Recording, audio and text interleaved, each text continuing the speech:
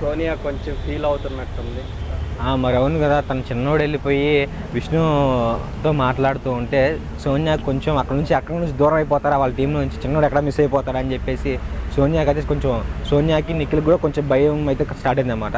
విష్ణుప్రియ చూసుకుంటే నేను చేసిన దాంట్లో చాలా వరకు పృథ్వీతోనే ఉండటం, పృథ్వీతోనే మాట్లాడడం, పృథ్వీ గురించి గట్టిగా అందరితో గోల్ చేసి ఏడ్ చేసి, అంటే ప్రేరణ ఒక చిన్న మాట అని చెప్పేసి హట్ అయిపోయి, సో మీరు అలా అనకూడదు, నేను అతనితో ఉంటాను, తనంటే నాకు ఇంట్రెస్ట్, నాకు ఇష్టం, పృథ్వీ అంటే నాకు ఇంట్రెస్ట్ అని చెప్పి ప్రేరణతో గోల్ చేయడం, ఇదంతా అంటే మనకు కొంచెమే తన ప్రేరణ ఒకదంతా మాట్లాడినట్టు మనకు అనిపించవచ్చు. కానీ కాకపోతే అక్కడ లైవ్లో ఏంటంటే అందరికీ తెలిసిపోతుంది, చిన్న ఇంత జరిగినా కూడా అందరికీ తెలిసిపోతుంది. సో రూమ్లో ఉన్న ఆ హౌస్లో ఉన్న అందరికీ, సో అలా అందరికీ తెలిసిపోయింది. అక్కడ అంటుంది అన్నమాట, అప్పుడు అంటుంది సోనియా నిఖిల్తో, తను బెండ్ అయిపోతారా, తను వీక్ అయిపోతాడు అది అని చెప్పేసారు. ఎందుకంటే వీక్ అవుతాడు అదేం లేదు, బట్ తను స్ట్రాంగ్ అవుతాడు.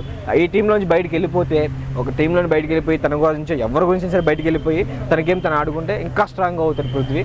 తను మాటలు కొంచెం ఇన్బ్యాలెన్స్, అదొక బ్యాలెన్స్ తప్పుతూ ఉంటుంది, ఇన్బ్యాలెన్స్ ఉంటుంది. సో అదొక బ్యాలెన్స్ చేసుకొని తను ఆ టీం నుండి బయటకు వస్తే తన గేమ్ తను ఆడుకుంటే 100% తను విన్నర్ అయ్యే ఛాన్స్ ఉన్నాయి. బట్ కాకపోతే ఏంటంటే ఇక్కడ తన గేమ్ తను ఆడినవాడు అనమాట. ఇవి సోనియా అండ్ నిఖిల్ వాళ్ళు చెప్పింది ఆడాలి, వాళ్ళు చెప్పింది చేయాలి అన్నట్టుగా ఉంటుంది అన్నమాట. సో అలా చూసుకుంటే ఇప్పుడు ఫీల్ అయిపోతున్నారు ఇక్కడ. ఏంటంటే మన అక్కడ ఒక స్ట్రాంగ్ బోన్లా ఉన్నాడు, బ్యాక్ బోన్లా ఉన్నాడు నిఖిల్, పృథ్వీ.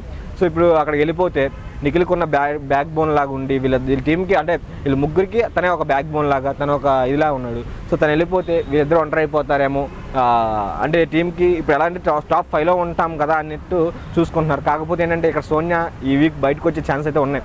ఎందుకంటే ఏదైతే ఓటింగ్ పూల్ ఉందో ఓటింగ్ పూల్లో లాస్ట్లో ఉంది సోనియా. నాకు తెలిసి ఈ వీక్ వెళ్ళిపోవాలనుకుంటుంది కాబట్టి వెళ్ళిపోనిద్దాం మనం. ఆ డైలాగ్ అయితే మనకు కూడా వర్తిస్తుంది, మీరు వెళ్ళిపోతారని ఫిక్స్ అయిపోయింది, మీరు వెళ్ళిపోండి అని నేను అనుకుంటున్నాను. సో ఇక్కడ వాళ్ళ టీం టాప్ 5లో ఉంటారని చెప్పి వాళ్ళు గట్టిగా ఫిక్స్ అయిపోయారు. సో ఇప్పుడు పృథ్వీ బయటికి వెళ్ళిపోతే ఆ గేమ్ లెవెల్ అనేది తగ్గిపోతుంది, తను ఆపోజిట్ అయిపోతారు, వాళ్ళు ఉండే ఛాన్స్ లేదని చెప్పేసి అలా తను ఒక మైండ్ గేమర్ కాబట్టి సోనియా, సో ఆ గేమ్తో నిఖిల్కి అయితే ఎక్స్ప్లెయిన్ చేస్తుంది అన్నమాట ఇదంతా. సో తనకి మైండ్ గేమ్ ఇది. సో ఇది నాకైతే బాగా అర్థమైంది. సోనియా ఎక్కడ చూసుకున్నా వీళ్ళు ఎక్కడ బయటకు వెళ్తారు అనిపించినప్పుడు తన మైండ్ గేమ్ అనేది బయటకు వస్తుంది.